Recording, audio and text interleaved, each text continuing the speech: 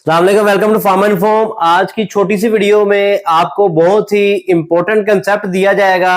आपको बताया जाएगा कि कौन सी बहुत ही क्रिटिकल प्रिकॉशन है जो कि आपको लाजमी लेनी है during installation of punches and dice on the compression machine.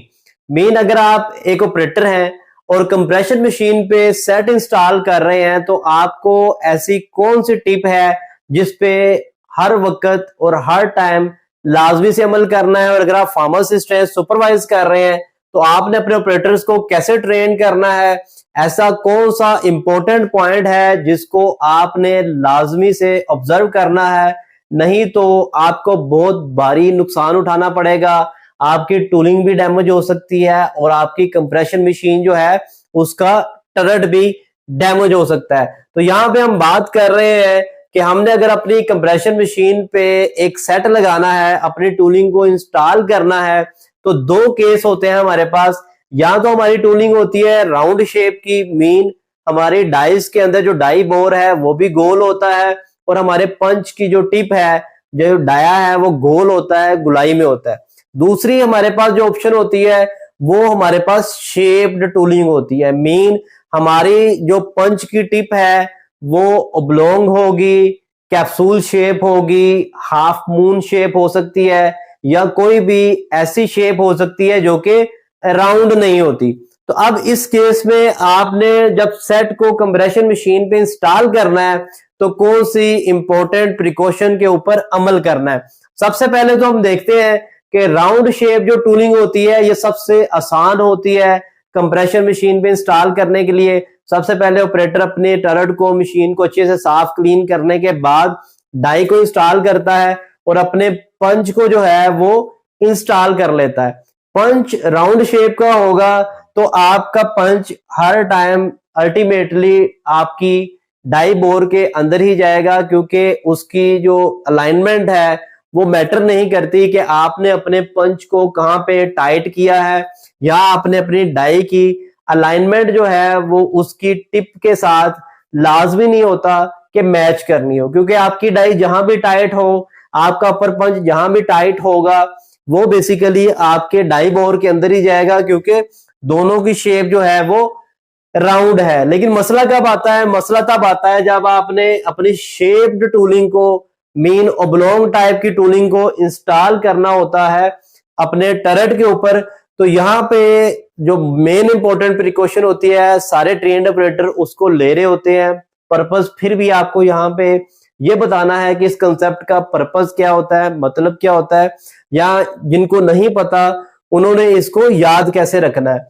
तो जब आप शेप टूलिंग लगाएं, मीन ओब्लोंग टाइप की टूलिंग लगाते हैं, तो आपने देखा है सबसे पहले जब हम अपनी डाई को डाई टेबल के अंदर इंसर्ट करते हैं तो हम उसको टाइट नहीं करते। मीन हम अपनी डाई के जो बोल्ट को टाइट नहीं करते, पहले हम अपने पंच को ऊपर से अपने पंच होल्डर में इंसर्ट करेंगे और चेक करेंगे कि हमारे पंच की टिप जो है वो एग्जैक्टली हमारी डाई बोर के अंदर जा रही है।